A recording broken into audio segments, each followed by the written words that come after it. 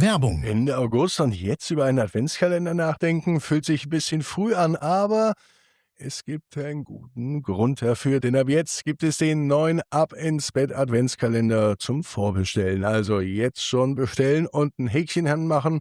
Schon wieder ein Punkt von der Weihnachtsliste erledigt. Jetzt vorbestellen auf abinsbett.net, der neue Adventskalender. Werbung Ende. Ab ins Bett, Ab ins Bett, ab ins Bett, ab ins Bett. der Kinderpodcast. Hier ist euer Lieblingspodcast, hier ist Ab ins Bett, ich bin Marco, ich begrüße euch heute Abend zur 2190. Gute-Nacht-Geschichte und ich kann euch versprechen, heute wird's laut, denn heute gibt es eine Krachmach-Maschine. Vorher aber das Recken und das Strecken. Nehmt die Arme und die Beine, die Hände und die Füße und reckt und streckt alles so weit weg vom Körper, wie es nur geht. Macht euch ganz lang. Spannt jeden Muskel im Körper an.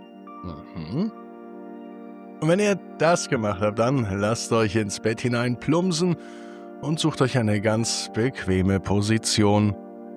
Und heute Abend bin ich mir sicher, findet ihr die bequemste Position, die es überhaupt bei euch im Bett gibt. Hier ist die 2190. Gute-Nacht-Geschichte für Dienstagabend, den 25. August.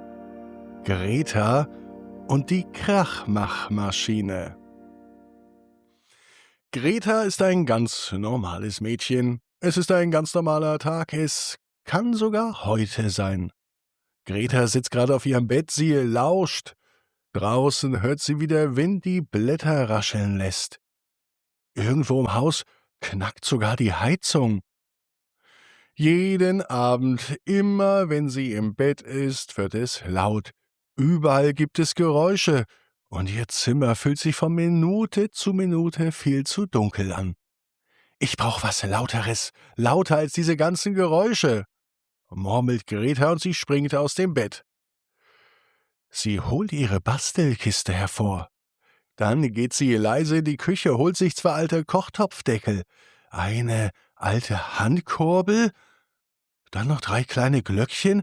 Ja, das ist doch die Weihnachtsdeko vom letzten Jahr. Und in der Bastelkiste findet sie noch eine alte Klopapierrolle. Greta breitet alles auf dem Teppich aus und sie beginnt zu bauen. Die Klorolle wird zum Griff, die Glöckchen bindet sie mit Wollfäden an die Kurbel. Die beiden Topfdeckel schraubt sie mit Papas altem Werkzeug zusammen, sodass sie gegeneinander schlagen, wenn man kurbelt. Und nach einer halben Stunde steht sie vor Greta, ihre eigene Krachmach-Maschine. Sie probiert sie aus, sie dreht die Kurbel, die Deckel klappern, die Glöckchen klingen und alles scheppert in ihrem Zimmer. So ist es gut, jetzt höre ich diese komischen Geräusche nicht mehr.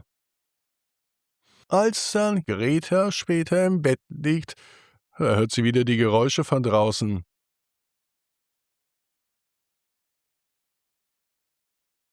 Schnell schaltet sie die Krachmachmaschine an. Und es funktioniert, die Geräusche draußen verschwinden, denn ihr eigener Lärm ist viel lauter. Mit einem Mal geht die Tür auf und Papa steht im Türrahmen. Er sieht verschlafen aus. Greta, sagt er, und er setzt sich auf den Teppich. Was ist denn das hier für ein Ungetüm? Ach das ist meine Krachmachmaschine, sagt Greta so, als wäre es vollkommen normal. Sie soll die anderen Geräusche wegmachen. Aber irgendwie wird sie immer lauter. Aber so richtig hilft es nicht, fragt Greta. Was machen wir denn jetzt damit? Papa steht auf. Er holt ein altes Stück Filz. Er wickelt den Stoff um die Topfdeckel, sodass sie nicht mehr so laut aufeinander schlagen, sondern ganz weich sich nur noch berühren. Die Glöckchen lässt er dran, aber Papa zeigt Greta, wie man die Kurbel ganz langsam dreht. Greta probiert es aus und es scheppert nicht mehr. Es raschelt nur noch sanft mit einem kleinen Glöckchenklingeln. Das ist aber keine Krachmachmaschine mehr, sagt Greta. Nein, sagt Papa, das stimmt. Das ist jetzt mehr eine Schlafgutmaschine.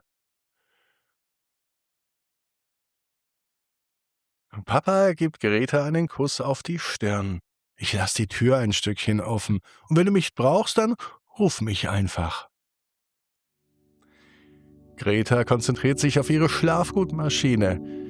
Sie hört das sanfte Rascheln. Es macht alles leiser, sogar ihre Gedanken. Und es scheint zu funktionieren, denn Greta schläft tief und fest. Und außerdem weiß sie genau wie du. Jeder Traum kann in Erfüllung gehen.